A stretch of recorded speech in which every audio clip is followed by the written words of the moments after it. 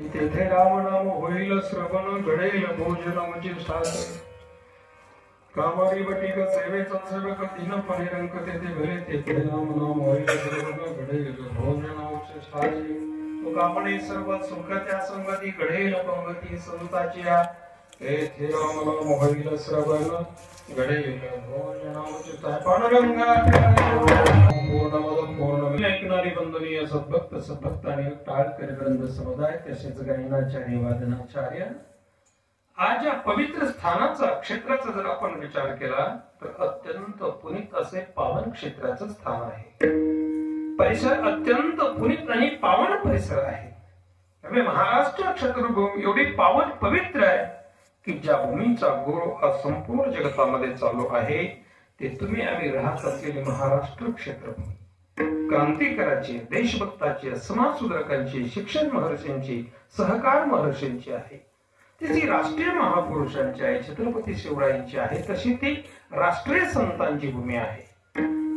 आणि दुग्ध शक्रात योग म्हणजे या पवित्र भूमीचा आगळा वेगळा परिचय जगाला करून देणारी वारकरी संप्रदाय संत महंत साधू सद्गुरू जपित संन्यासी यांची भूमी म्हणून संपूर्ण जगाने या भूमीचा गौरव केलेला आहे। संत सम्राट माऊली ज्ञानेश्वर जगद्गुरु तुकोबर यांचा जन्म वास्तव्य पदस्पर्श पवित्र परिसराला लाभलेला आहे। ज्या संत महात्म्याने आपलं संपूर्ण जीवन वारकरी विचार संप्रदायाला समर्पित करून वारकरी विचार संप्रदायाचे आचार विचार संहिता स्वतःच्या जीवनामध्ये आचरून जो विखुरलेला समाज आहे, जो तळागाळामध्ये राहणारा समाज आहे, जो डोंगरदऱ्यामध्ये राहणारा समाज आहे, त्या सर्व समाज बांधवांना या संत महंत साधू सद्गुरूंनी नाम संकीर्तन भक्ती साधनेच्या द्वारा सर्वांना एकत्रित आणण्याची पारमार्थिक क्रांती घडून प्रत्येकाच्या मनाचं आध्यात्मिक परिवर्तन करून प्रत्येकाच्या मनामध्ये जाज्वल्य ईश्वर निष्ठा, धर्मनिष्ठा, वेदनिष्ठा, समाजनिष्ठा, व्यावसायिक निष्ठा आणि समाज बांधवांना जीवन जगण्यासाठी आवश्यक असणारे सर्व दैवी तत्व त्याचं प्रबोधन करून संत वाङ्मयाचा ज्ञान कर्म शक्तीचा संस्कार तुमच्या आमच्यापर्यंत पोहोचून समाजापर्यंत पोहोचून एक समाज जागृतीतून धर्म जागृतीतून राष्ट्र जागर करण्याचं असं अलौकिक कार्य ज्या संतांनी केलं त्या संतांचा हा महाराष्ट्र आहे, हा मराठवाडा आहे, हा परिसर आहे। तेव्हा या पवित्र परिसराची अगदी वेगळी ओळख मराठवाड्याला महाराष्ट्राला नव्हे देशाला करून देणारे अशा अलौकिक वारकरी संप्रदाय अदर जीवन संत महंत साधू संतांचा जन्म वास्तव्य पदस्पर्श परिसराला लाभलेला आहे। म्हणून अशा अलौकिक वारकरी संप्रदायाच्या वास्तव्याने जन्मण्याने पदस्पर्शाने पावन झालेला हा परिसर आहे। आणि अशा सर्व साधू संतांच्या पदस्पर्शाने पावन झालेल्या पुण्यभूमीमध्ये आज आपण सर्वच जण भक्त हनुमानजी यांच्या वास्तव्याने पुनीत झालेल्या पवित्र परिसरामध्ये केशवराज बाबांच्या वास्तव्याने पुनीत झालेल्या पवित्र अशा दरबारामध्ये आणि ज्या थोर संत महात्म्यांना या नाम संकीर्तन अखंड हरिनाम महोत्सव साजरा करून आदरांजली श्रद्धांजली अर्पण करून ज्या थोर संत महात्म्यांची कृपाशीर्वाद प्राप्त करण्यासाठी आज आपण ज्यांच्या दरबारामध्ये आहोत असे आपल्याला सर्व थोर संत आपले सर्वांचे सद्गुरू गोविंद बाबा यांच्या वास्तव्याने पुनीत झालेली पवित्र भूमी आहे। आणि महाराजांचा सुवर्ण महोत्सव साजरा होतो आहे। आणि सुवर्ण महोत्सव वारकरी संप्रदायातलं सर्वश्रेष्ठ साधना जर कोणती असेल ते अखंड हरिनाम महोत्सवाची साधना आहे। त्या साधनेतून बाबांचा सुवर्ण महोत्सव साजरा करून बाबांचे कृपाशीर्वाद प्राप्त करण्यासाठी केशवराज बाबांचे गोविंद बाबांचे कृपाशीर्वाद प्राप्त करण्यासाठी आज आपण अशा थोर महात्म्यांच्या दरबारामध्ये उपस्थित आहोत। ज्ञानवृद्ध आहे, वयोवृद्ध आहे, तपवृद्ध आहे, भूश्रुत वृद्ध आहे, सामाजिक पारमार्थिक राजकीय सांस्कृतिक आध्यात्मिक संत महंत साधू सद्गुरू या सर्वांची उपस्थिती सर्वांचा सहभाग आहे। आणि केशव बाबांच्या आणि गोविंद बाबांच्या कृपाशीर्वादाला आपल्या सर्वांकडून घडवून घेत असलेला हा अखंड हरिनाम महोत्सव आणि या महोत्सवामध्ये आपल्या सर्वांच्या पूर्ण पुण्यामुळे ज्यांच्या दर्शन आशीर्वाद सत्संग आपल्या जीवनामध्ये प्राप्त होतो आहे, ज्यांनी आपलं वारकरी संप्रदायाला संपूर्ण जीवन समर्पित करून या वारकरी संप्रदायाच्या प्रसार प्रचाराच्या कार्यातून वारकरी संप्रदायाच्या सेवेतून परमार्थाची सेवा आणि परमार्थाच्या सेवेतून समाजाची राष्ट्राची सेवा ज्यांच्या जीवनामध्ये चालू आहे अशा अनेक वारकरी सद्भक्तांची भगवत भक्तांची या सोहळ्यामध्ये असलेली उपस्थिती आहे, त्यांचा सहभाग आहे। मग ही सेवा त्यांच्या स्वराच्या माध्यमातून म्हणा, मृदंगाच्या माध्यमातून म्हणा, कीर्तन प्रवचनाच्या माध्यमातून म्हणा, अखंड हरिनाम संयोजन नियोजनाच्या माध्यमातून म्हणा, भगवत भजनाच्या माध्यमातून म्हणा, अखंड वारकरी संप्रदायाला जीवन समर्पित केलेलं अशा अनेक सद्भक्त भगवत प्रेमींची असलेली उपस्थिती आहे। आताच आपण ज्यांची गोड चाल ऐकली असे संगीत अलंकार यांची उपस्थिती आहे, मला त्यांचे नाव माहित नाही, मृदंग महामेव यांची उपस्थिती आहे। कीर्तन प्रवचनाच्या माध्यमाच्या द्वारे लोक प्रबोधनाचं कार्य ज्यांचं चालू आहे असे आपले रंजन गुरुजी, हरिभक्ती परायण रंजन गुरुजी यांची उपस्थिती आहे। अनेक सद्भक्तांची असलेली उपस्थिती आहे आणि ज्यांच्या संयोजन नियोजन आयोजनाच्या माध्यमातून अथक परिश्रमातून आपल्याला हा सुवर्ण महोत्सव गोविंद बाबांचा सुवर्ण महोत्सव साजरा करून या महोत्सवामध्ये आपल्याला सर्वांना सहभागी होण्याचं सौभाग्य लाभलेलं आहे आणि असं सौभाग्य प्राप्त करून देण्यात आणि बाबांची कृपाशीर्वाद प्राप्त करून देण्यात ज्यांच्या द्वारा आपल्याला हा आशीर्वाद प्राप्त होतो आहे, या अखंड हरिनाम महोत्सवाचे मार्गदर्शक आहेत, सर्वांचं योगदान आहे आणि ते संयोजन नियोजन आयोजना माध्यमातून हा उत्सव संपन्न होतो आहे। ज्यांनी आपलं संपूर्ण जीवन आपले सद्गुरू गोविंद बाबाच्या चरणी समर्पित केलं, केशव बाबांच्या चरणी समर्पित केलं आणि केशव बाबांच्या पासून जे पारमार्थिक नियम आहेत, जे वारकरी संप्रदायाचे भगवत भजनाचे नियम आहेत, ज्या नियमातून हा आशीर्वाद या परिसरातील कुमारापासून वृद्धापर्यंत प्राप्त होतो आहे, असा पारमार्थिक आशीर्वाद ज्यांच्या द्वारा प्राप्त होतो आहे, ज्यांनी आपलं संपूर्ण जीवन आपले सद्गुरू केशव बाबांच्या चरणी गोविंद बाबांच्या चरणी समर्पित करून हा परमार्थाचा आशीर्वाद आपल्या जीवनामध्ये प्राप्त करून देणारी हरिभक्त परायण परमपूज्य गुरुवर्य सुरतीय ब्रह्मनिष्ठ मौली महाराजांची या ठिकाणी उपस्थिती आहे। तेव्हा अशा सर्वांच्या उपस्थितीने सहभागानं आणि बाबांच्या कृपाशीर्वादातून आपल्या सर्वांकडून करून घेत असलेला हा सुवर्ण महोत्सव अखंड हरिनाम महोत्सव आणि या महोत्सवातून मला आपण सर्वांनी केलेली ही आज्ञा विठ्ठला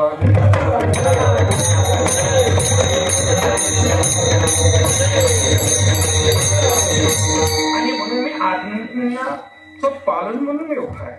थोरांची आज्ञा पालन केली तर आशीर्वादाची प्राप्ती हे सामर्थ्य आज्ञेच्या पालनामध्ये आहे आणि हे गोविंद केशव बाबांची गोविंद बाबांची सेवा आहे। फार महान सत्पुरुष जागृत स्थान परिचय आपल्याला सर्वांना आहे आणि या जागृतीची परमार्थीची अनुभूती आपल्या सर्वांमध्ये आलेली आहे।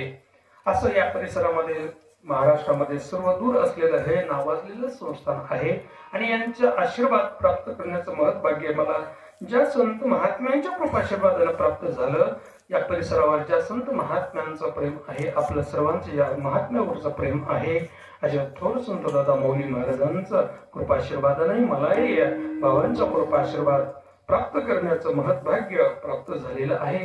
तेव्हा आज्ञेचं उल्लंघन होऊ नये हा मनामध्ये भाव घेऊन सेवेके करावे सांगितले का मी या न्यायाने मी या ठिकाणी बाबांच्या सुवर्ण महोत्सवामध्ये सहभाग घेऊन केवळ आशीर्वाद प्राप्त करण्यासाठी निमित्त मात्र उभा आहे। तुमची दासी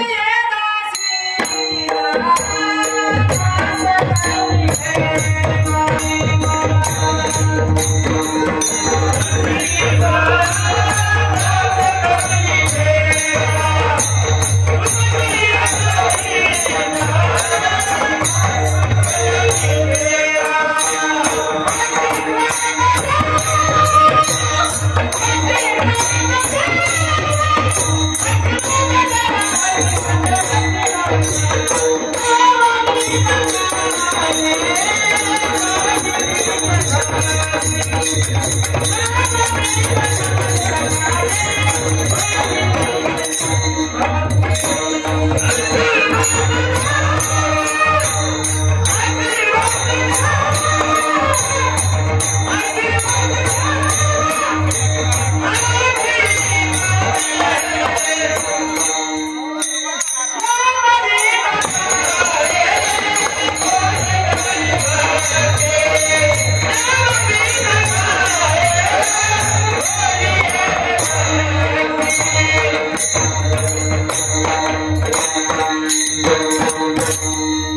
दासीचा दास करून ठेवा, आशीर्वाद द्यावा हाची मदत या न्यायाने या ठिकाणी निमित्ताला उभा आहे. आणि हे वारकरी संप्रदायाचा खंडहरणा महोत्सवातलं कीर्तन आहे. आपल्याला आवडील म्हणण्यापेक्षा ज्या पद्धतीने आणि मला जिथपर्यंत सेवा अर्पण करते तिथपर्यंत माझा प्रयत्न असणार आहे. विठ्ठला जो अभंग घेतलेला आहे तो जगद्गुरु तुकोबर यांच्या संतकृत प्रकरणातील अभंग आहे. जगामध्ये मानवी जीव दशेचा जर विचार केला, हे जगत जे जीवानं भरलेलं आहे त्या प्रत्येक जीवाचा आज प्रयत्न फक्त सुख मिळवण्यासाठी चालू आहे. व्यावहारिक जीवन जगत असताना तुमचा आमचा कशासाठी प्रयत्न आहे, तर आज तुमचा आमचा सर्वांचा प्रयत्न फक्त सुख मिळवण्यासाठी चालू आहे. आणि सर्वांचा प्रयत्न सुख मिळवण्यासाठी असल्यामुळेच तुम्ही आम्ही केलेली वैयक्तिक भौतिक प्रगती आहे, जगानं केलेली भौतिक प्रगती आहे, हा त्याचाच भाग आहे. आणि भौतिक प्रगतीची मला सर्वांना गरज आहे, कारण जीवनावश्यक वस्तू या भौतिक प्रगतीतून मिळत असतात. म्हणून आपण सर्वांनी भौतिक प्रगतीचं स्वागत केलं पाहिजे.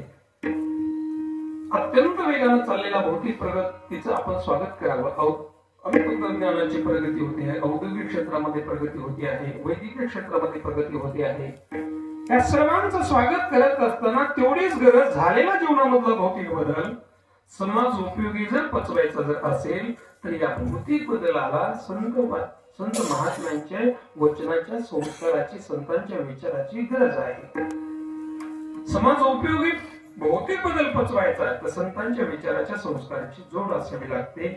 आणि म्हणूनच व्यवहारामध्ये प्रत्येक जणांनी या भौतिक प्रगतीच्या स्वागताबरोबर संत महात्म्यांच्या विचाराचं सुद्धा स्वागत केलं पाहिजे. नवे दोन्हीच्या विचाराचा समन्वय घेऊन आपण व्यवहारिक जीवन जगलं पाहिजे. अभंगाच्या प्रस्तावनेमध्ये हा विचार मी मानत असतो, कारण संत महात्म्यांच्या विचाराच्या संस्काराशिवाय झालेली जीवनामधली भौतिक प्रगती आपल्याला भोगाकडे घेऊन जाणारी ठरेल. आणि एकदा का समाजाला भोग संस्कृती जर जडली तर त्यातून अनेक प्रश्न निर्माण होतात. जसा जगाला आज भेडसावणारा प्रश्न या भोग संस्कृतीतून निर्माण होऊ पाहत आहे. आणि तो प्रश्न म्हणजे हे समाज जीवन व्यसनाधीन होऊ पाहत आहे. आणि सामाजिक जीवन जर व्यसनाधीन जर झालं तर त्या समाजाचे विचार विकृत व्हायला वेळ लागणार नाही. आणि समाजाचे विचार जर विकृत होऊ लागले तर संत वाङ्मयाचे विडंबन, संतांची अवहेलना आणि हा सर्व समाज पारमार्थिक सात्विक विचारापासून दूर जाण्याची फार मोठी भीती आहे. समाज का पारमार्थिक सात्विक विचारापासून दूर जाऊ लागला तर त्यामध्ये व्यापक अनहित आहे. आपलं स्वतःच तर अनहित आहेच, पण आपल्या कुटुंबाचा आहे, आपल्या गावाचा आहे, परिसराचा आहे, देशाचा आहे, जगाचा आहे, नवे विश्वाचं अनित यामध्ये आहे. विठ्ठला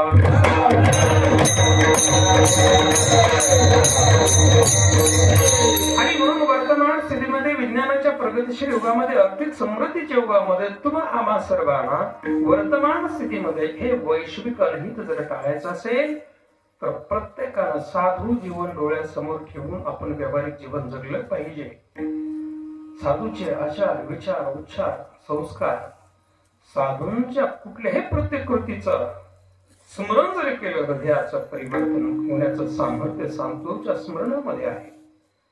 म्हणून कष्टप्रद जीवन जगणारं, तपश्चर्याचं जीवन जगणारं एकमेव जीवन जगतामध्ये जर कोणतं असेल तरी साधू जीवन आहे. ज्या संत महात्म्यांनी तपश्चर्याचं कष्टप्रद जीवन जगून आपल्या भारत देशाला लाभलेली भारतीय संस्कृती, आपल्या भारत देशाला लाभलेली भारतीय संस्कृतीतले धर्मग्रंथ, या सर्व धर्मग्रंथ वारकरी संप्रदायाच्या तत्वाचं, या सर्व विचाराची अनुभूती, या तत्वाचं रक्षण केलं.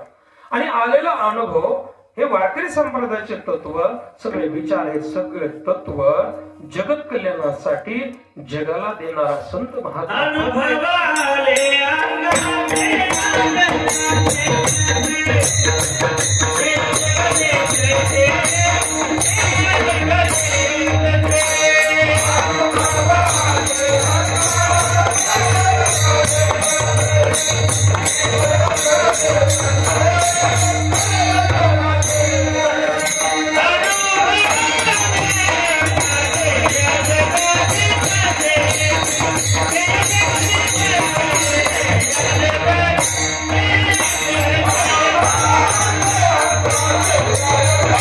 you.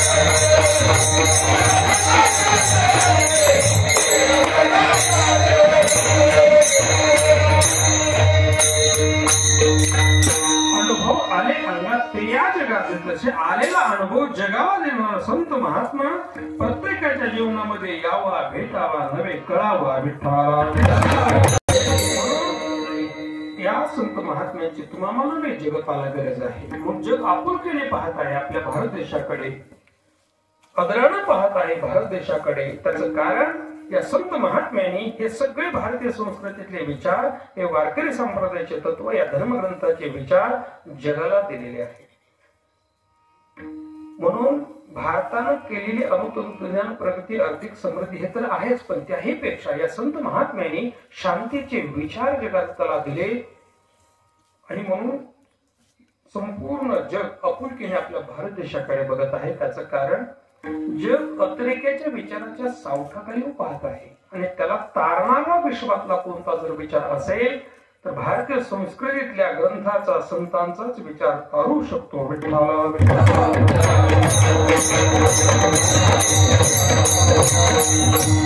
जगामध्ये आदर प्राप्त झाला आपल्या भारत देशाला. त्याचं कारण या संत महात्मे हे विचार शांतीचे जगताला दिले. आणि म्हणून आपल्या भारतीय संस्कृतीतल्या संतांचा, धर्मग्रंथाचा, संस्कृतीचा संपूर्ण जगानं गौरव केलेला आहे. म्हणून भारतीय संस्कृती ही वैश्विक संस्कृती आहे. भारतीय संत हे वैश्विक संत आहेत. भारतीय धर्मग्रंथ हे वैश्विक धर्मग्रंथ आहेत. अनेक धर्मग्रंथ आहेत. ज्ञानेश्वरी आहे, गाथा आहे, रामायण आहे, भागवत धर्मग्रंथ आहे. आणि या सर्व धर्मग्रंथाच्या विचाराची जगाला गरज आहे. म्हणून जगातल्या कुठल्याही धर्मपताच्या माणसानं धर्मग्रंथ रामायणाच्या विचाराप्रमाणे जर जीवन जगलं तर त्याचं परम कल्याण आहे. विठ्ठला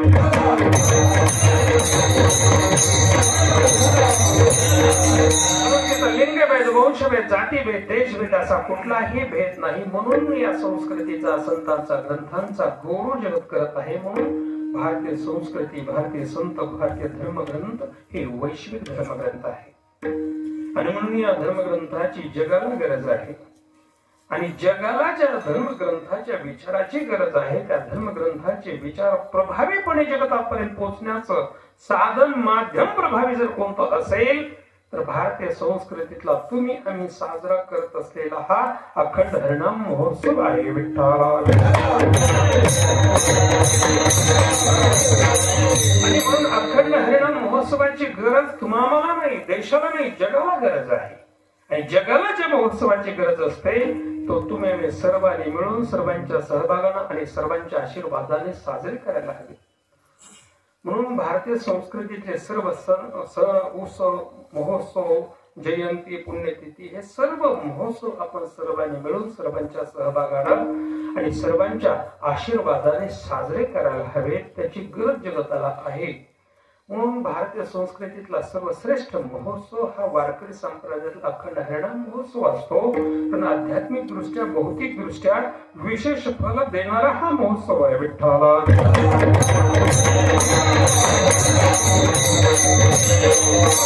हरिनाम देणे को अन्नदान या पवित्र साधना या महोत्सवाच्या माध्यमातून घडतात. वैश्विक कल्याणाच्या साधना या उत्सवाच्या माध्यमातून घडतात.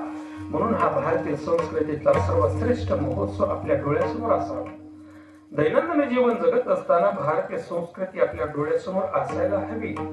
ज्या संस्कृतीने समाजामध्ये, देशामध्ये, जगामध्ये, विश्वामध्ये आम्हाला आदर दिला, ती तुमची आमची भारतीय संस्कृती आपल्या डोळ्यासमोर असावी.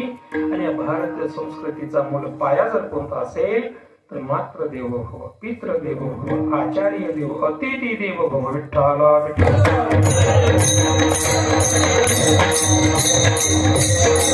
म्हणून दैनंदिन जीवन जगत असताना आपल्या डोळ्यासमोर हे असावे. आई, वडील, सद्गुरु, देव, धर्म, संत, देश, गोमाता हे आपल्या डोळ्यासमोर असावे. 84 लक्ष जीव सृष्टी भगवान परमात्म्याने निर्माण केली. पण 84 लक्ष जीव सृष्टी निर्माण करून सुद्धा देवांना समाधान नाही झालं. मग समाधान कधी झालं देवांना तर देखोनी मनुष्य देहाशी सुख झाले भगवंताची, अधिकार ब्रह्मज्ञानाचे येणे देहेशी मतप्राप्ती. 84 लक्ष जीवसृष्टी निर्माण करून सुद्धा देव समाधानी होत नाही. ज्या क्षणाला या मानवी देहाला मनुष्यवनी, मानवी देह प्राप्त झाल्यानंतर, मनुष्यवनी प्राप्त झाल्यानंतर भगवान परमात्म्याला समाधान होतं. विठ्ठला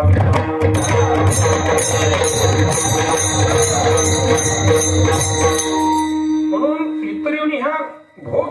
कर्तृत्व शक्तीचा परिचय मनुष्य होण्यामध्ये मानवी देहामध्ये आहे. नरकर्णी करीतो नरका बनजाय नारायण.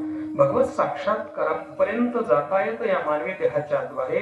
मग भगवत कृपेमुळे हा तुम्हाला मानवी देह प्राप्त झाला, मानवी देहाची इंद्रिय प्राप्त झाले. मग या देहाच्या या इंद्रियाची क्रियाच अशी असली पाहिजे दैनंदिन जीवन जगत असताना ज्या क्रियेने आपण भगवत साक्षात्काराच्या जवळ जाऊ अशी प्रत्येक इंद्रियाची क्रिया असावी. पायानं तीर्थयात्रा करावी, डोळ्याने हाताने टाळे वाजवावी, कानानं भगवत कथा ऐकावी, तोंडाने भगवत नामचिंतन गावं आणि डोळ्यांनी भगवत सौंदर्य पाहावं. आपण काय करतो, भौतिक सौंदर्य बघतो आणि पापाची प्राप्ती करून घेतो. डोळ्यांनी भगवत सौंदर्य जर बघितलं तर पाप निवृत्तीचं फळ आहे. विठ्ठला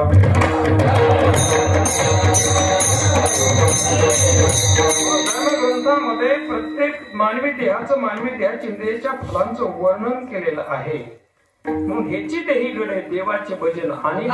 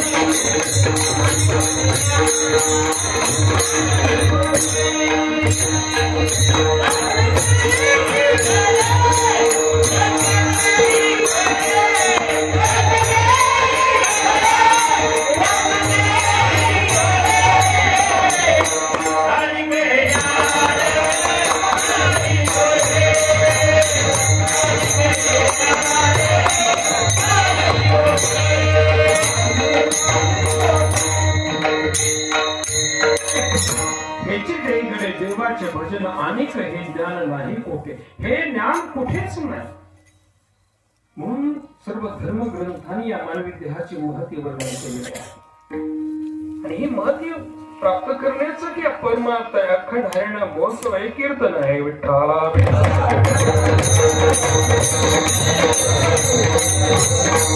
म्हणून या पारमार्थिक ज्ञानाची मानवी जीवन आज प्रत्येकाला फार मोठी गरज आहे. भौतिक जगताकडून जीवन जगण्याच्या गोष्टी आपल्याला मिळत असतात. अन्न असेल, वस्त्र असेल, देवराग असेल, आरोग्य असेल, शिक्षण असेल, या जीवनावश्यक वस्तू आहे. त्याची गरज आपल्याला सर्वांना आहे. पण याही गरजेपेक्षा आज तुम्हाला गरज आहे ते या पारमार्थिक ज्ञानाच्या संस्काराची गरज आहे. या संस्काराच्या ज्ञानाची गरज आहे. पण व्यवहारामध्ये आपण उलट बघतो. ज्याची गरज समाजाला आहे त्याच्यासाठी कुणाचा प्रयत्न दिसत नाही आणि ज्या गरजेच्या वस्तू समाजाला नाही त्याच्यासाठी मात्र समाजाचा प्रयत्न दिसतो. सांगा, विडी ओढणे, मौसर करणे, सिगारेट ओढणे, सप्तव्यसनाच्या अधीन जाणे याची गरज समाजाला आहे का? ह्याची गरज समाजाला नाही. पण समाज किती प्रयत्नशील आहे. आणि ज्या पारमार्थिक ज्ञानाच्या संस्काराची समाजाला गरज आहे त्याच्यासाठी आज कोणाचाही प्रयत्न दिसत नाही.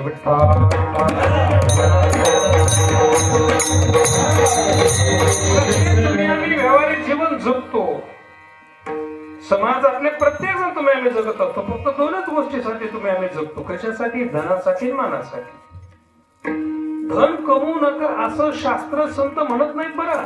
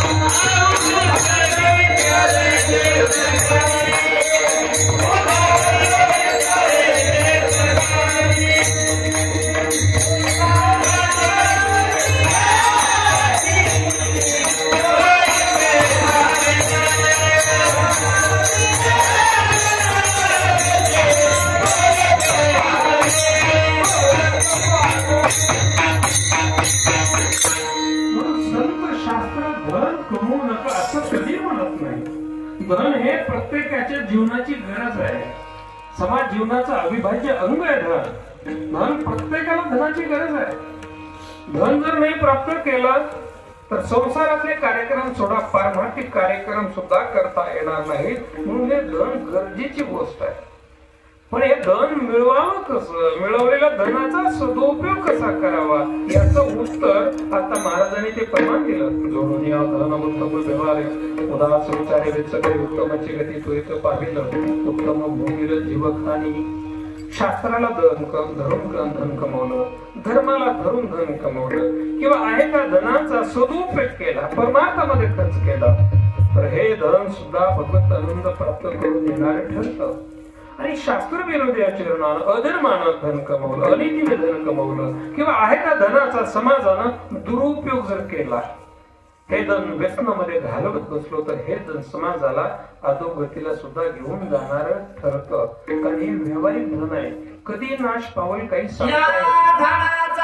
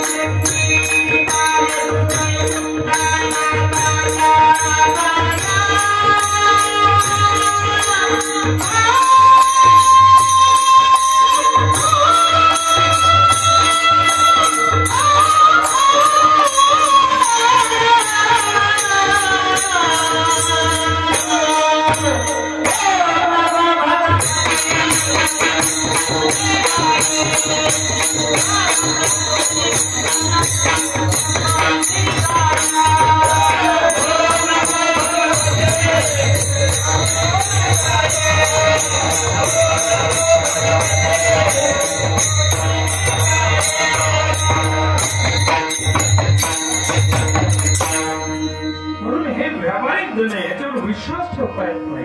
वृक्षाच्या सावलीसारखे धन बदलणार आहे. लक्ष्मी म्हणतात ना चंचल असते, त्या पद्धतीनं या धनाची वाटणी होते. हे धन चोरून घेऊन जात, हे धन बरोबर राहणार तर नाही.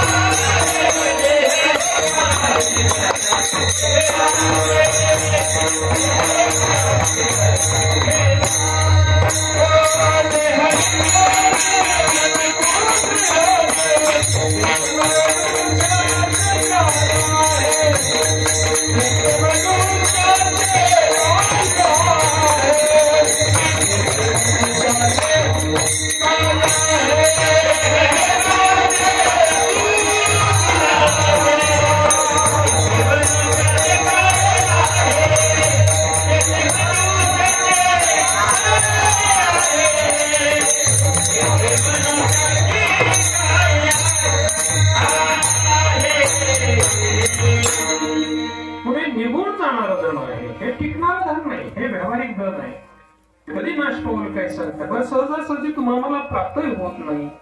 हे व्यावहारिक धन प्राप्त करायचं असेल तर सहजासहजी प्राप्त होत नाही, फार श्रम करावे लागतात। रात्री निकटे मरण्याचे घेता जटे कवडीचे प्राप्त प्राणांत कष्टे सर्वे जोडी, रात्रीचा दिवस दिवसाचा रात्र करून आपण हे व्यावहारिक धन प्राप्त करत असतो। एवढे श्रम करून धन जर प्राप्त केलं, ठेवायचं कुठं याची चिंता आहे आणि सर्व प्रयत्न करून चोर जर घेऊन गेले तर या धनापासून दुःख भोगावं लागतं, कारण या धनाच्या पाठीमागे 15 अनर्थ गोष्टी आहेत। विठ्ठला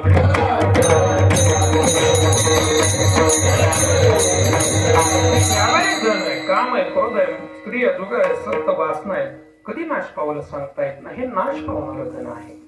म्हणून जगतामध्ये नाश न पावणारं धन जर कोणतं असेल तर एकमेव धन नाश न पावणारं जगतामध्ये जे धन आहे ते आहे परमार्थ महाधन। जोडी देवाचे पावया जतन हे उपाय लाभाचे, जोडीने ते आता देवाचे चरण अविनाशी धन परमार्थ। विठ्ठला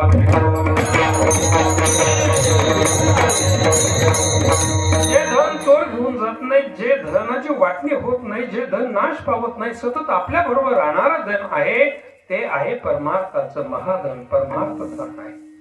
आणि हे परमार्थाचं धन जगातल्या प्रत्येक माणसाला प्राप्त करण्याचा भगवत कृपेमुळे समानाधिकार प्राप्त झालेला आहे। सगळंच येथे स्त्री असो, पुरुष असो, लहान असो, मोठा असो, कुठल्या जाती पंथाचा, देशाचा, वर्णाचा कोणता जरी असला तरी त्याला भगवत भक्ती करून हे धन प्राप्त करून घेण्याचा भगवत कृपेमुळे मानवी जीवाला, मनुष्यवणीला भगवत कृपेमुळे समानाधिकार प्राप्त झालेला आहे। म्हणूनच मनुष्यवणीचं विशेषत्व आहे आणि हे मनुष्यवणीचं विशेषत्व असल्यामुळे जगातल्या सर्व धर्मग्रंथांनी या मानवी मनुष्यवणीचं विशेषत्व महत्व सांगितलेलं आहे, कारण हा अधिकार इतर योनीला नाही। हे परमार्थ धन प्राप्त करण्याचा मनुष्यवणीला तुम्हाला अधिकार, इतर योनीला अधिकार नाही। सांगा, पशु पक्षी जरी आपण विचार लक्षात घेतला तर पशु पक्षी ही पापाचा भोग भोगणारी योनी आहे। ते भोग भोगूनच त्यांना जीवन संपवावे लागतात। कर्तृत्व शक्तीचा परिचय या पशु पक्षी योनीमध्ये नाही। मुक्त होण्याचा अधिकार त्यांना आहे, पण देहाचं ज्ञान नाही, म्हणून दुरुपयोग आहे। स्वर्ग देवणीचा विचार लक्षात घ्या, पुण्याचा भोग भोगणं ही योनी आहे।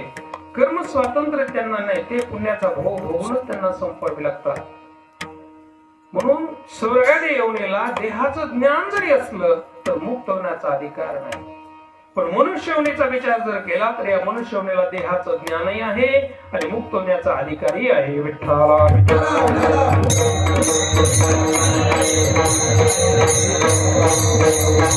देहाचं ज्ञानही आहे, मुक्त होण्याचा अधिकार जरी असला तरी जगतामध्ये कुणी एखादा मनुष्य संतोष अवस्थेसाठी प्रयत्नशील दिसत नाही। उलट जगामध्ये प्रत्येक मनुष्य दुःखानं पीडित पाहतो।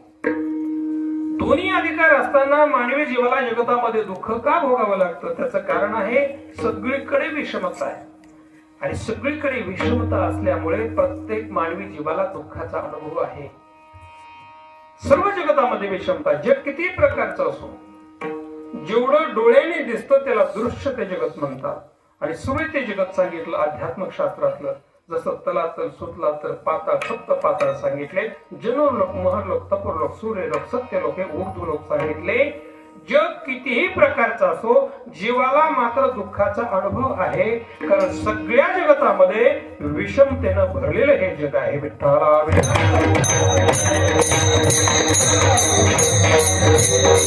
जग हे विषमतेनं भरलेलं आहे. त्याचं कारण जगाची उत्पत्तीच 3 गुणामध्ये आहे, सत्वगुण, रजगुण आणि तमोगुण. तमोगुणातूनच कर्म करतो, कर्मातून पाप पुण्य, पाप पुण्यातून सुख दुःखाच्या प्रक्रिया प्रत्येकाच्या जीवनामध्ये येतात. म्हणून या जगाची उत्पत्तीच 3 गुणात असल्यामुळे या 3 गुणाची एवढी अजाट शक्ती आहे. या 3 गुणामुळे जीवाच्या ठिकाणी विषमता आलेली आहे आणि विषमतेमुळे जीवाला दुःख भोगावं लागतं. म्हणून जीवाच्या आनंद वर्ग आपण बघतो. पामर लोकांचा वर्ग आहे हा शास्त्राच्या विरोधी आचरण करणाऱ्या जगतामधला वर्ग आहे. अगामनासिरुता ये तुलेनी कृत्या प्रतिनाट्य हे करणे याची नावे भलतेची करी, हा वर्ग आहे. दुसरा आहे विषय लोकांचा वर्ग, पापही करतो पुण्यही करतो, त्याला आपण संसारी लोकांचा वर्ग म्हणतो. दुसरा आहे मुक्त लोकांचा वर्ग, त्यांना पाप पुण्याच्या पलीकडे गेलेला वर्ग असतो. आणि जिज्ञासू लोकांचा वर्ग आहे. हे वर्ग कशामुळे? या गुणामुळे जीवाचे च्या ठिकाणी ही विषमता आलेली आहे. म्हणून या गुणामुळे जीवाच्या ठिकाणी विषमता आली, यात नवल नाही. तर या गुणामुळे प्रत्यक्ष भगवान परमात्मा सुद्धा विषमतेमध्ये आलेला आहे. म्हणून देवाजवळ कोणती विषमता आहे? भक्तारा के पाया पाशी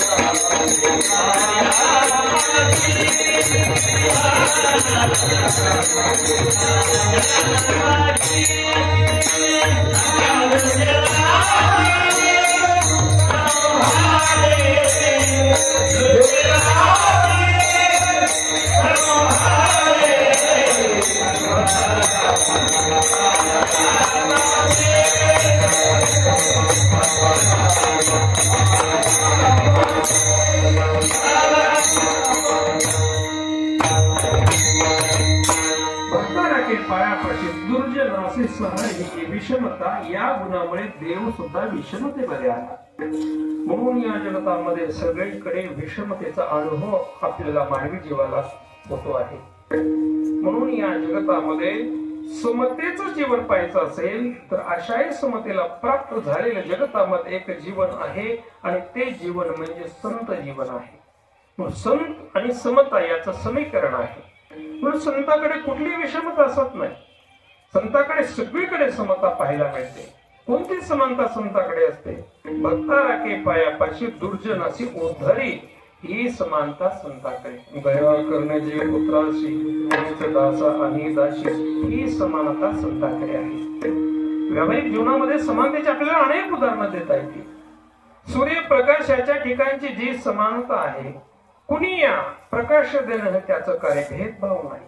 सज्जन जरी आला तरी प्रकाश देतो, चोर जरी आला तरी प्रकाश देतो, भेदभाव नाही.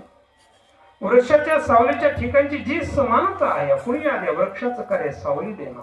ज्यांनी वृक्ष लावला त्यालाही सावली देतो, ज्यांनी वृक्ष तोडला त्यालाही सावली देतो, भेदभाव नाही. पाण्याच्या ठिकाणची जी समानता आहे, कुणी या पाण्याचं कान तहान भागवणं. पशु पक्षी आले तरी तहान भागवतो, मनुष्य प्राणी आला तरी तहान भागवतो, भेदभाव नाही. असं भेदभाव विरहित झालेल्या जगतामध्ये जे जीवन आहे ते जीवन आहे संत जीवन. म्हणून अशा समानतेला प्राप्त झालेल्या संतांची संगती सहवास समागम घडावा अशी महाराज अभंगाच्या प्रथम चरणातून अपेक्षा व्यक्त करतात.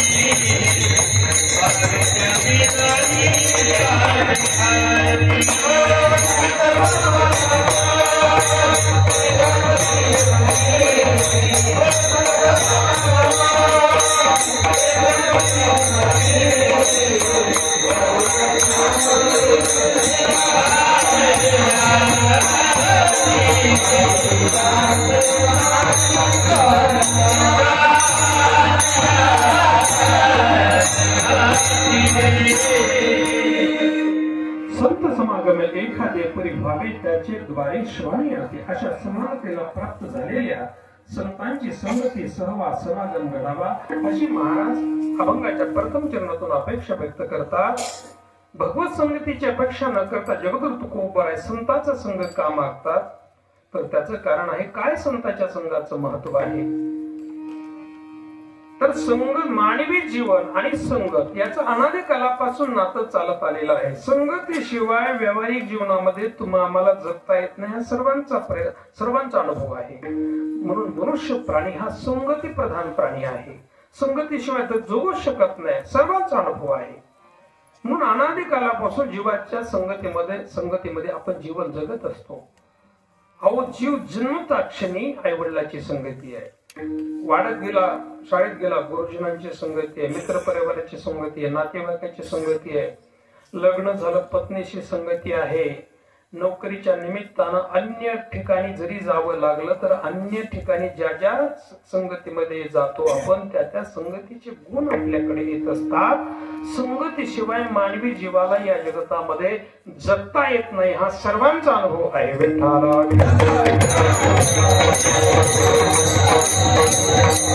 आपण कुठे जा जिथे जातो तिथे संगती प्राप्त होत असते.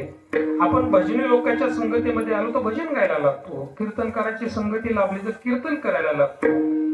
गायनाचार्याच्या संगतीमध्ये आपण गायला लागतो. दुष्ट लोकांच्या संगतीमध्ये आलो तर दुष्ट विचार तयार होतात. विषयी लोकांच्या संगतीमध्ये आलो तर विषयाचा संग प्राप्त होत असतो. म्हणून ज्याच्या संगतीमध्ये जाऊ ते गुण आपल्याकडे येत असतात आणि आलेले गुण आपल्या आचारातून विचारातून जगतावर त्याचा परिणाम घडत असतो. विठ्ठला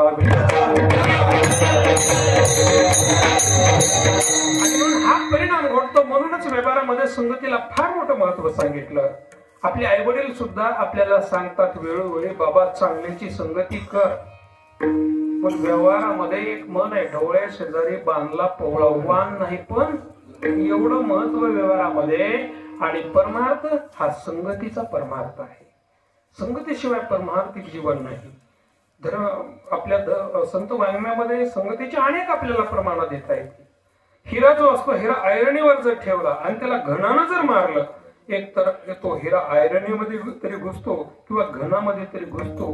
त्या घनाच्या मारानं जो हिरा फुटत नाही त्या हिऱ्याला ढेकणाचा संग जर लाभला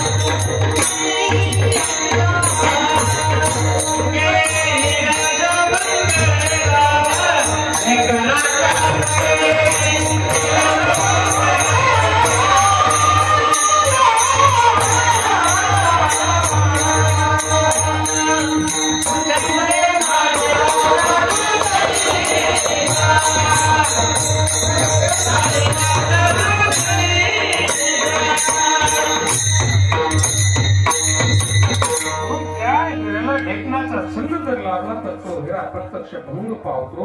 म्हणून माणसाचं चरित्र, समाजाचं चरित्र हे संगतीवर अवलंबून आहे। पतंग बुद्धार संघाचा महिमा ते जावे अधमा संत सवी। म्हणून आपण तुम्ही आम्ही सर्वांनी संतांची संगती करावी। संतांच्या शारीरिक संघाचं महत्व आहे, पण परमार्थ म्हणतो संतांच्या मानसिक संघासाठी तुम्ही प्रयत्नशील असलं पाहिजे। आणि संतांचा मानसिक संघ जर प्राप्त करायचा असेल तर संतांच्या शारीरिक संघाशिवाय तो संतांचा मानसिक संघ प्राप्त होत नसतो। कारण इंद्रिय मनाने इंद्रियांच्या माध्यमाच्या द्वारे जे विषय भोगलेले असतात, जोपर्यंत विषयाचं चिंतन मनामध्ये आहे तर विषयारहित चिंतन मानवी मनाचं जर करायचं असेल तर तुका म्हणे नाही निरसिला देह तो वरी अवघे संसारिक। देहत्रयाचा निराश होण्यास्तव अशी अवस्था प्राप्त होत नाही। आणि देहत्रयाचा निराश अवस्था परमार्थातली सर्वश्रेष्ठ अवस्था आहे। आणि या सर्वश्रेष्ठ अवस्थेला जगतामध्ये दोन लोक प्राप्त झाले आहेत। एक भगवान परमात्मा आहे, उपादे वेगळे तुम्ही निर्वेदा काहीच संसार तुम्हाला, आणि दुसरं भक्तैशे जाना जे उदास गेले अशापास निवारणी। म्हणून या देहाचा निराश झालेली पारमार्थिक अवस्थेला प्राप्त झालेलं जीवन म्हणजे देवांचं जीवन आहे, संतांचं जीवन आहे। म्हणून देव आणि संत एका नाण्याच्या दोन बाजू आहेत, आपल्याला विलग करता येत नाही। म्हणून प्रमाण आहे देवते संत निमित्त त्या प्रतिमानांची। म्हणून जगामध्ये अनेक संघ जरी सांगितलेले असले तर ज्या संत महात्म्यांना प्रत्यक्ष भगवान परमात्म्याचा संघ लाभला तो संत संघ सर्वश्रेष्ठ संघ आहे। विठ्ठला आणि या सर्वश्रेष्ठ संतांच्या संगतीची जगातल्या प्रत्येक मानवी जीवाला गरज आहे। संतांचा संघ जर प्राप्त नाही झाला तर पाण्यातून मासा जर बाहेर काढला जशी तडफड आहे तसं संत संगतीशिवाय मानवी जीवाची तडफड आहे। म्हणून संतांच्या संगती आपण केली पाहिजे, कारण संतांच्या सत्संगातून समाजाला तुम्हा आम्हाला अनेक लाभ सांगितलेले आहेत। जगद्गुरु तुकोबराय एका प्रमुख लाभाचं चिंतन करतात।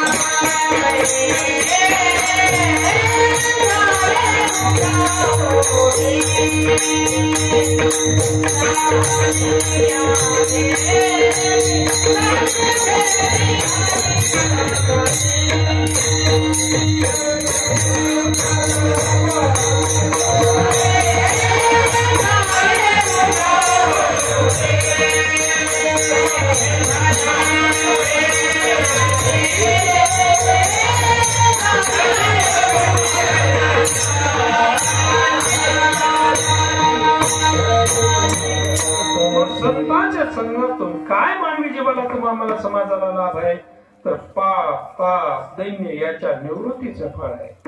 तुम्ही म्हणाल याच्यासाठी संतांच्या संगती करण्याची काय गरज आहे? अहो, गंगेमध्ये स्नान केलं पाप निर्मुक्त होतो, गंगेचा महिमा आहे. संतांच्या संगतीची यासाठी गरज काय? बरोबर आहे, एक मनुष्य गंगेमध्ये स्नान करा पाप निर्मुक्त झाला, पण पाप करायला लावणारी वृत्ती वासना जोपर्यंत शिल्लक आहे तोपर्यंत वरचेवर पाप घडत राहणार आहे. पाप करायला लावणारी वासना जर नाहीशी करायची असेल तर ती गंगेच्या स्नाना नाहीशी होत नाही. मनसंकल्पाच्या पापे न जाती तीर्थाची बापेल. त्यासाठी संतांच्या सत्संगाची गरज आहे. म्हणून असे महान तीर्थ सुद्धा तीर्थे त्यांची करता इच्छा नित्य काळ व्हावया निर्मळ आपणास. असे महान तीर्थ सुद्धा संतांचा सत्संग करतात. आपल्याला सर्वांना कथाभाग माहिती आहे. एकदा गंगा माता ब्रह्मदेवाकडे गेली आणि म्हणले, ब्रह्मदेवा, सर्व जीव माझ्यामध्ये स्नान करतात, मी पापाने मलिन झाले, पापमुक्त होण्याचा उपाय. तेव्हा ब्रह्मदेवाने सांगितलं, काळजी करण्याचं कारण नाही. या जगतामध्ये जोपर्यंत संत आहे त्या संतांच्या अर्ध्या क्षणाच्या जरी तुला संगती प्राप्त झाली तर कोट्यावधी अपराध नाहीस होण्याचं सामर्थ्य संतांच्या केवळ अर्ध्या क्षणाच्या सत्संगामध्ये आहे. एक घडी आधी में पुण्या तुलसी संगत साधो की कटे कोटी अपराध विठ्ठला. म्हणून संतांच्या सत्संगाची आपल्याला गरज आहे. पौर्णिमेचा चंद्रोदय झाला, या स्थूल देहाला शीतलता प्राप्त होते, ताप जातो. पण आध्यात्मिक ताप, अधिभौतिक ताप, अधिदैविक ताप हे त्रिविध ताप मानवी जीवाचे चंद्रोदयाने नाहीस होत. कारण जो स्वतः दुःखी असतो तो दुसऱ्याचं दुःख हरण करू शकत नाही. चंद्र देवता क्षयरोगग्रस्त, जिये लोकीचा चंद्र क्षयरोगी. जो स्वतः दुःखी तो दुसऱ्याचं दुःख हरण करू शकत नाही. मग जीवाच्या ठिकाणी जे 3 ताप लागलेले आहेत त्यासाठी संतांच्या सत्संगाची गरज आहे. त्रिविध तापाची माझं वाटे त्याचे आलिंगन द्यावे, कदा न सोडावे चरण त्याचे विठ्ठलावे. आणि कल्पतरू दैन्य हरण करतो. पण कल्पतरूमुळे जीवाला दैन्य अवस्था प्राप्त होते. आपल्याला कथा माहिती आहे. वेळ आपल्याकडे कमी आहे, धावत्या वेगामध्ये सांगतो. एक मनुष्य, उन्हाळ्याचे दिवस आहेत, ऊन पडलेला आहे, 1:30-2ची वेळ आहे, माळरान लागलेले, प्रवास चालू आहे, त्याचा पाय पोळत आहे, तहान लागली, भूक लागली, सगळीकडे किरून आहे, तप्त उन्हानं दग्ध झालेला आहे. कर्मधर्म संयोगाने एक वाटेच्या कडेला एक गडद सावलीचं झाड त्याला दिसलं. त्याला समाधान वाटलं, मला बरं झालं, इथं थोडासा आराम करू आणि नंतर पुढच्या प्रवासाला लागू. आता ते झाड होतं कल्पतरूचं. आणि कल्पतरूचा असा महिमा आहे, कल्पतरूच्या वृक्षाखाली आपण शुभ विचार असोत अशुभ विचार असोत फलद्रूप होतात. मनात संकल्पना जी आली ती फलद्रूप होत, त्याचा महिमा आहे. गडद सावलीचं झाड बघून त्या झाडाखाली बसल्यानंतर तहान लागलेली होती. मनामध्ये सहज विचार आला, तहान खूप लागलेली, पाणी मिळालं तर. आता ते झाडच होतं कल्पतरूचं. मनात कल्पना यायला अवकाश पाण्याचा तांब्या पुढे. पाणी भरपूर प्यायला, भूक लागली होती, मनामध्ये विचार केला जर जेवण मिळालं तर किती बरं होईल. आता झाडच होतं कल्पतरूच्या वृक्षाखाली तो बसला होता. कल्पना आली, पंचपक्वानाचं ताट पुढे. भरपूर जेवण केलं आणि भरपूर जेवण केल्यानंतर झोप लागते. आणि झोपायला तिथे एक बाळरानावर दगड, धोंडे, माती, कसं झोपायचं. मनात कल्पना आली, जर गादी असते तर किती गार झोप आली असती. आता ते झाडच होतं कल्पतरूचं. मनात कल्पना आणायला कॉड गादी लगेच तयार. कॉड गादी असल्यानंतर त्यानं गादीवर अंग टाकलं, पहुडला. आणि मराठीमध्ये मन आहे, रिकाम मन सैतानाचा कारखाना. विनाकारण कल्पना करू लागला. म्हणला या माळ रानावर आपण जे मनामध्ये आणेल ते इथं हजर होतंय. पुण्याला कदाचित भूत तर नसले ते. आता झाडच होतं कल्पतरूचं. कल्पना भूताची 11 विकळ भूत पुढे उभारलं. आणि भूताला बघितल्याबरोबर मनामध्ये विचाराला, मला खाऊन टाकणार नाही, खाऊनही टाकलं विठ्ठला.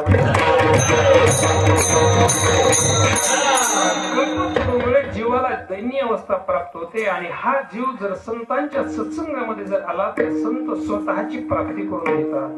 म्हणून वारकरी संप्रदायामध्ये याची यादी बघा. जे शिष्य सद्गुरूकडे गेले ते सद्गुरू रूप झालेले. ज्ञानदेव म्हणे, तरलो आता जगद तुकोबरीने निळोबाच्या मस्तकावर हात ठेवला, निळोबाची समत्व रामकृष्ण महाराजांनी स्वामी विवेकानंदाच्या ब्रह्मंदाच्या ठिकाणी पाहिलं, शक्तिपाताच्या प्रयोगाने स्वामी विवेकानंदाची संतत्व अवस्था प्राप्त झाली. म्हणून आपल्याला आम्हाला सर्वांना संतांच्या सत्संगाची गरज आहे.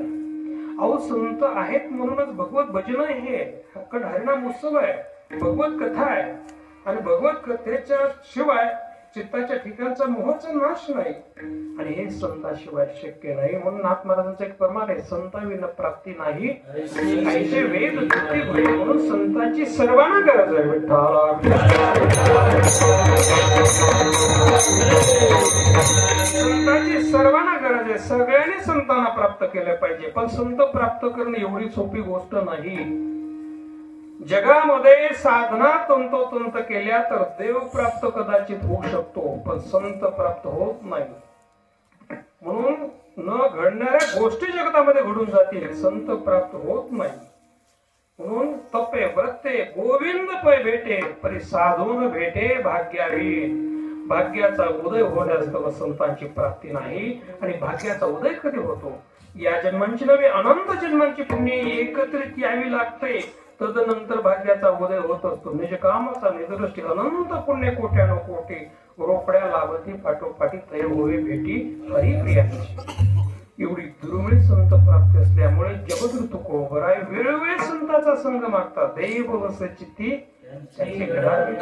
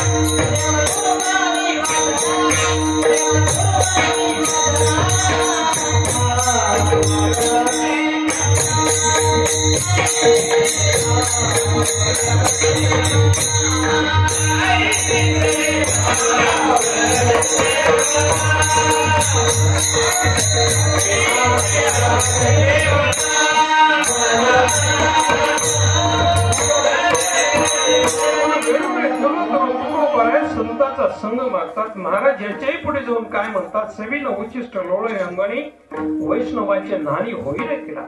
महाराज म्हणतात मला वैष्णवाच्या नाणीतला किडा जरी व्हावं लागलं तरी मला संतांचा सत्संग हवा आहे. महाराज एवढी हीन भूमिका का घेतात? त्याचं कारण आहे हिनाच्या संगतीमध्ये जीवाची अधोगती आहे. म्हणून तुम्ही आम्ही सर्वांनी मोठ्याची संगती करावी. मोठं कुणाला म्हणावं? जो ज्यांच्या आश्रयाला आलेला आहे, जो दुसऱ्यांना डावलत नाही त्याला मोठं म्हणतात. महाभारतामध्ये धावत्या वेगाने प्रसंग सांगतो. आपला वारकरी संप्रदायाची वेळ संपलेली आहे. उर्वरित भंगाची सेवा 5 मिनिटांमध्ये समर्पित करून आपला वेळ जास्त घेणार नाही. कारण हे अखंड हरिनाम महोत्सवाचे कीर्तन आहे. उभारणारे प्रत्येक दिवशी हेच भजनी मंडळ आहे. पुन्हा सगळा विचार घेऊन मी 5 मिनिटांमध्ये सेवा समाप्ती पूर्ण करणार आहे. कुणाला मानो? जो दुसऱ्यांच्या आश्रया, जो ज्यांच्या आश्रयाला जो दुसऱ्यांना डावलत त्याला मोठं म्हणतात. महाभारतामध्ये बघा प्रसंग आहे. ज्या वेळेला यादव कुळाचा संहार झाला, सगळ्यांना स्वर्गाची प्राप्ती झाली, फक्त धर्मराजा युधिष्ठिर उरले. आणि ज्या वेळेला धर्मराजा युधिष्ठिर प्रथमे प्रदक्षिणा करण्यासाठी हस्तिनापूर ज्या क्षणाला सोडलं त्या क्षणापासून धर्मराजा युधिष्ठिराबरोबर एक कुत्रा आला होता. प्रथमे प्रदक्षिणा करता करता बद्री केदार प्रदक्षिणामध्ये आल्यानंतर स्वर्गाचा दार आला. इंद्र भगवान स्वागतासाठी विमान घेऊन आले धर्मराजाच्या स्वागतासाठी. आणि इंद्र भगवान धर्मराजाला म्हणतात आपल्या पुण्याच्या अधिकारात स्वर्गावर अधिकार आहे. मी तुमच्या स्वागतासाठी विमान घेऊन आलेलो आहे. त्या विमानामध्ये आपण बसा. धर्मराजाने पाठीमागे वळून पाहिलं, त्यांना कुत्रा दिसला. आणि ज्या क्षणाला धर्मराजाने हस्तिनापूर सोडलं होतं त्या क्षणापासून हा कुत्रा त्यांच्या बरोबर होता. कुत्र्याला बघितल्याबरोबर धर्मराजा युधिष्ठिर इंद्र भगवंताला म्हणतात, इंद्र भगवान प्रथम या विमानामध्ये कुत्र्याला बसवा. धर्मराजा युधिष्ठिराचे हे शब्द प्रयोग ऐकल्याबरोबर इंद्र भगवान धर्मराजाला म्हणतात, धर्मराजा स्वर्गाची प्राप्ती पुण्याच्या सामर्थ्याने होते, कुत्रा अधम प्राणी आहे. इंद्र भगवंताचे शब्द प्रयोग धर्मराजा युधिष्ठिर ऐकल्याबरोबर धर्मराजा युधिष्ठिर इंद्र भगवंताला म्हणतात, इंद्रा स्वर्गाची प्राप्ती पुण्याच्या सामर्थ्याने जर होते तर माझे आधी पुण्य मी कुत्र्याला अर्पण करतो विठ्ठला।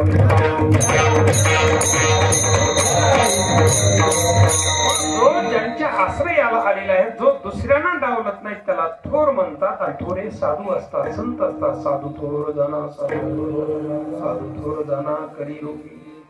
म्हणून हे जगद्गुरु तुकोबाऱ्यांना ज्ञात असल्यामुळे जगद्गुरु तुकोबाऱ्या म्हणतात, या जन्मामध्ये मला अन्य जन्मामध्ये नवे नवे कुत्र्याचा जरी जन्म मिळाला तरी व्हावे त्याचे द्वारे श्वाने।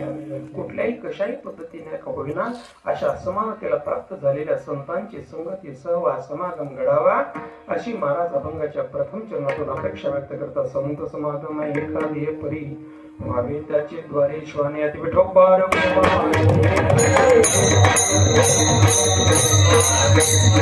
जगद्गुरु तुकोबाऱ्यांना भगवान परमात्म्याचा संग प्राप्त करायचा होता, पण जगद्गुरु तुकोबाऱ्यांना माहित होतं जो लाभ त्रिलोक्यातही प्राप्त होत नाही तो लाभ संतांच्या सत्संगामधूनच प्राप्त होतो। आणि तो लाभ म्हणजे भगवंताच्या नाम चिंतनाचा लाभ। म्हणून तेथे राम नाम होईल श्रवण घडेल भोजन उचिष्टाचे विठ्ठला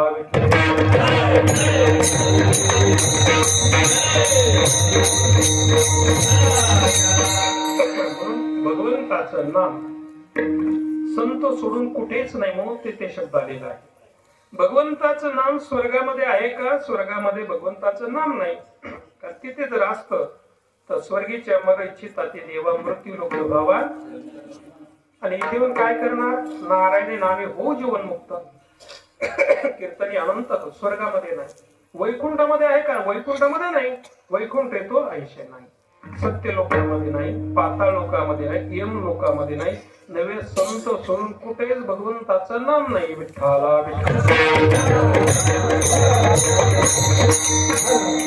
तुमच्या आमच्याकडे सुद्धा भगवंताचं नाम नाही। तुम्ही आम्ही भगवंताचं नाम गातो, पण कसं नाम गाता वैखरी चित्त धावे विषयावर, हे तुमचं आमचं नामाचं चिंतन आहे, हा तुमचा आमचा परमार्थ आहे। आपण शरीराने इथे असतो, मनाने कुठे असतो? म्हणून भगवंताचं नाम तुमच्या आमच्या जवळ नाही। हो, तुमच्या आमच्या नामाच्या चिंतनानं स्वतःचं दुःख नाहीच होत नाही, दुसऱ्याचं दुःख दूर होणं हे दूरची गोष्ट आहे। म्हणून भगवंताचं नाम कोणाजवळ आहे की ज्यांच्या भगवत नाम चिंतनाचा परिणाम मौलिक ज्ञानेश्वर मध्ये सांगतात, ऐशे माझेनी नाम घोषे नाही शिखर की विश्वाचे दुःखे अवघे जगची महासुखे दुमधुमित भरले। सगळं जगाचं दुःख नाहीसून जगाला सुखमय अशी अवस्था ज्यांच्या भगवत नाम चिंतनाच्या परिणाम होतो त्यांच्या जवळ भगवंताचं नाम चिंतन आहे। आणि ते असतात संत, कारण संत हे नाम चिंतनामध्ये लीन असणारे थोर भगवत भक्त आहे। सततम कीर्तो यंतो माम यतंतोचे दुरुडवृत्ता हा नमस्तस्य मा भक्त्या नित्युपासते। सतत नाम चिंतनामध्ये लीन असणारा हा वर्ग आहे। त्यांचं जीवन नाममय झालं, यात नवल काय? ज्या वस्तूला त्या स्पर्श करते त्या वस्तू सुद्धा नाम बोलायला लागतात, एवढं सामर्थ्य संतांच्या नाम चिंतनाचं आहे विठ्ठला। बघा, जगद्गुरु तुकोबाऱ्याच्या वाटेने गेले, त्या वाटेला कान जरी लावले तरी विठ्ठलाचे ध्वनी ऐकायला मिळत होते। चोखा मेळाच्या हालातून सुद्धा विठ्ठलाचे ध्वनी ऐकायला भेटत होते, जनाबाईच्या गोऱ्यातून सुद्धा विठ्ठलाचे ध्वनी ऐकायला भेटत होते। अर्जुन झोपी गेलेले असताना सुद्धा रोमा रोमातून जय श्रीकृष्ण ध्वनी ऐकायला भेटत होता। म्हणून संत महात्म्यांच्या जवळच नामचिंतन आहे आणि त्यांच्या नामचिंतनाचा सदानाम घोष करू हरिकथा त्यांनी सदा चित्त समाधान समाधान अवस्था त्यांना आहे, नवे समाधान तुम्हाला आहे। म्हणून आज व्यवहारामध्ये तुम्हाला आनंद प्राप्त होतो, जे सुख प्राप्त होतं ते तुमच्या आमच्या बाह्य प्रयत्नाचं सुख नाही, ते बाह्य प्रयत्नाचा आनंद नाही, बाह्य प्रयत्नाचं समाधान नाही, तर ते आहे समाधान सुख कुणाचं? तर सुखाशी चढावा जयाचे असणे त्या संत महात्म्यांच्या त्या अस्तित्वाचं सुख आहे विठ्ठला। नामाचं चिंतन संताकडे अखंड आहे, म्हणून आपली कुठली भावना जरी असली संत महात्म्याचा सत्संग लाभला भगवत नामाचा लाभ होत असतो। उच्चारलेले शब्द भगवत नामाच्या कानावर पडले जीवाचा उद्धार आहे। आणि संतांनी उच्चारलेले शब्द जर उच्चारायला मिळाले तर घडेल भोजन उचिष्ट आहे। एवढं सामर्थ्य भगवत नाम चिंतनाचं जगद्गुरु तुकोबाऱ्यांना ज्ञान होतं, कारण नामामुळे नामधारकाचा उद्धार होतो, यात नवल नाही। धर्मग्रंथामध्ये अनेक उदाहरणं आपल्याला देता येईल, कथाभाग सांगायला आपल्याला वेळ नाही, म्हणून पुराण प्रसिद्ध बोलिले वाल्मिक नामे तीन लोक उद्धरती. एवढं सामर्थ्य भगवंताच्या नामात असल्यामुळे आणि हे नाम मला प्राप्त होण्यासाठी कामारी बटिक सेवेचा सेवक दिनपणे रंग तेथे भले. मला सेवकाचा सेवक जरी व्हावं लागलं तरी माझी तयारी आहे. म्हणून अधिकारवाणीने संताकडे जाऊ नये. अधिकारवाणीने संताकडे गेलो तर आपल्याला काही प्राप्त होणार नाही. म्हणून कुठल्याही धर्मपथाचा संत असो त्याचा उपमत होता कामा नये. देवाने दिलेला शाप संत उत्तीर्ण करू शकतात, पण संतांनी दिलेल्या शापामध्ये देवाला भोगावा लागतो. सांबाचा कथाभाग आपल्या डोळ्यासमोर आणा. म्हणून संतांना स्वीकारायची आचारसंहिता म्हणजे दीनपणे रंक तेथे भले. तिथं दीनपणानं रंकपणानं जायला पाहिजे. संताचा सत्संग करायला पाहिजे. संतांच्या मनोगताप्रमाणे वागलं पाहिजे. पण महाराज मगापासून तुम्ही सांगता संताचा सत्संग करा. अहो आम्हाला गरज आहे सुखाची आणि तुम्ही सांगता संताचा सत्संग करा. म्हणूनच महाराज म्हणतात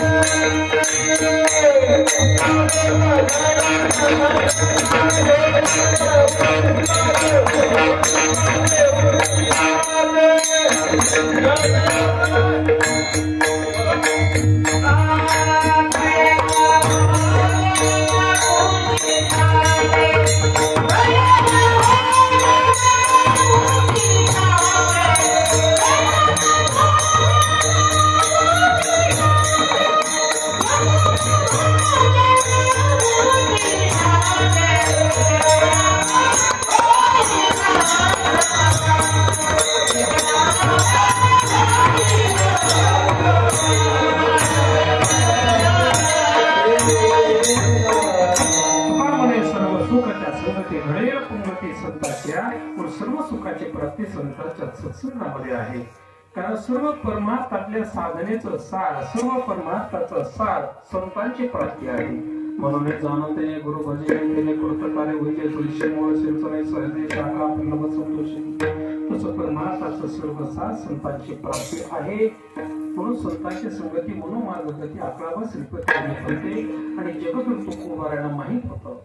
परमार्थातल्या इतर साधनेतून जे पुण्य निर्माण होतं त्यापेक्षा संतांच्या सत्संगातून जे पुण्य निर्माण होतं ते सर्वश्रेष्ठ पुण्य असतं. एकदा विश्वामित्राच्या आश्रमामध्ये वशिष्ठ मुनी गेले आणि आदर सत्कार म्हणून विश्वामित्राने वशिष्ठ मुनीला 1000 वर्ष तपाचं पुण्य अर्पण केलं. कर्मधर्म संयोगाने वशिष्ठ मुनीच्या आश्रमामध्ये विश्वामित्राला जाण्याचा योग आला. तेव्हा वशिष्ठ मुनी विश्वामित्राचा आदर सत्कार म्हणून संतांच्या अर्ध्या क्षणाच्या संगतीचं पुण्य अर्पण केलं. विश्वामित्रांना राग आला. म्हणजे महाराज माझ्या आश्रमामध्ये आलो, मी तुम्हाला 1000 वर्ष तपाचं पुण्य अर्पण केलं आणि तुमच्या आश्रमामध्ये मी आज आलो तर मला केवळ संतांच्या अर्ध्या क्षणाच्या संगतीचं पुण्य अर्पण करून माझा अवमान केला, माझी अवहेलना केली. वशिष्ठ मुनी म्हणजे महाराज याचा न्याय निवाडा करा. 1000 वर्ष तपाचं पुण्य श्रेष्ठ की संतांच्या अर्ध्या क्षणाच्या संगतीचं पुण्य श्रेष्ठ. भगवान शंकराकडे गेले आणि म्हटले कुठलं पुण्य श्रेष्ठ? 1000 वर्ष तपाचं पुण्य श्रेष्ठ की संतांच्या अर्ध्या क्षणाच्या संगतीचं पुण्य श्रेष्ठ? भगवान शंकराने विचार केला, हे अधिकारी व्यक्ती जर चुकी झाली शाब्द दिला तर विनाकारण भोगावं लागेल. म्हणले तुम्ही विष्णुदेवाकडे जा. विष्णुदेवाकडे आले. कुठलं पुण्य श्रेष्ठ म्हटले. त्यांनी तोच विचार केला पण उपाय सांगितला. तुम्हाला याचा न्याय पाहिजे आहे ना, पाताळोकामध्ये शेष भगवान बसलेले आहेत ते तपामध्ये श्रेष्ठ आहेत, त्यांच्याकडे जा, ते तुम्हाला उत्तर देतील. पाताळोकामध्ये शेष भगवानकडे आल्यानंतर म्हटले विष्णुदेवाने आम्हाला पाठवलेलं आहे. कुठलं पुण्य श्रेष्ठ? 1000 वर्ष तपाचं पुण्य श्रेष्ठ की संतांच्या अर्ध्या क्षणाच्या संगतीचं पुण्य श्रेष्ठ? कुठलं पुण्य श्रेष्ठ आहे? शेष भगवान म्हणले माझ्या डोक्यावर पृथ्वीचा भार आहे, तो कुणाच्या तरी पुण्याने हलका करा, त्याच्यानंतरच मी तुम्हाला न्याय देऊ ना. विश्वामित्रांना काही सगळी वनरीमध्ये पाणी घेतलं, संकल्प सोडला. म्हणजे हे पृथ्वी माते 1000 वर्ष तपाचं पुण्य तुला मी समर्पित करतो. संकल्प सोडला, पृथ्वीनं जागा सोडली नाही. वैशिष्ट मुने पुढे आले, वनरीमध्ये पाणी घेतलं, संकल्प सोडला. म्हणजे हे पृथ्वी माते संतांच्या केवळ अर्ध्या क्षणाच्या सत्संगाचं पुण्य तुला मी समर्पित करतो. संकल्प सोडला, पृथ्वीनं जागा सोडली. विठ्ठला जगद्गुरु तुकोबारांना ज्ञात असल्यामुळे जगद्गुरु तुकोबाराय म्हणतात मला या जन्मामध्ये अन्य जन्मामध्ये नवे नवे कुत्राचा जरी जन्म मिळाला तरी तो संतांच्या द्वारातला व्हावा. म्हणून कुठल्याही कशाही पद्धतीने होईल अशा समानतेला प्राप्त झालेल्या संतांची संगती सहवास समागम घडावा अशी महाराज या भंगाच्या द्वारे अपेक्षा व्यक्त करतात. संत समागम एखादी परी व्हावे त्याचे द्वारे श्वान येते, तेथे राम नाम होईल श्रवण, घडेल भोजन उचिष्टाचे. ज्ञानेश्वर